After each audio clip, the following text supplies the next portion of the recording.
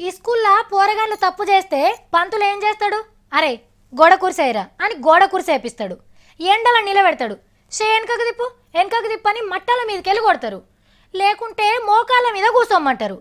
ఇంకా జర పెద్దగా అయినాక అంటే కాలేజీలో తప్పు చేస్తే క్లాస్లోకి వెళ్ళి వెళ్ళగొడతారు. అటెండెన్స్ కట్ చేస్తారు.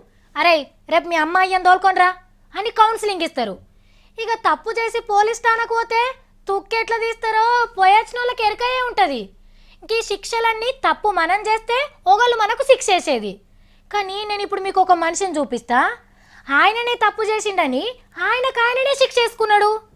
ఏంది నమ్మబుద్ధి అయితే లేదా? అయితే ఆయన చూడండి మీరే.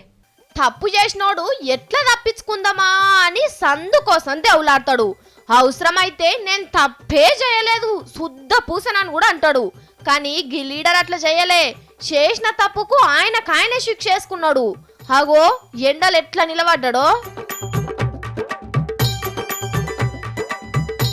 ఇక అస్సలు ముచ్చట ఏందంటే ఈయనే మన పక్క రాష్ట్రం ఆంధ్రాల ప్రకాశం జిల్లా జెడ్పీ చైర్మన్. పేరు హరిబాబు. సర్కార్ ఇచ్చిన చక్కటి కారును అత్తగారు పెట్టినట్టు సొంతానికి వాడుకున్నాడట. పెట్రోల్ బిల్ ఎక్కువ వచ్చే వరకు ఈ ముచ్చట మీద మీటింగ్ ల ప్రతిపక్ష పొల్లు లొల్లి వేసిండ్రట. తప్పైందని ఇగో గిట్ల హరిబాబు ఎండ పొడకు నిలబడ్డాడు. సారు మంచి పనే చేసినావు గాని పెట్రోల్ కాన్నే కాదు ఇంకేడ తప్పు చేసినా గిట్లనే శిక్ష చేసుకో.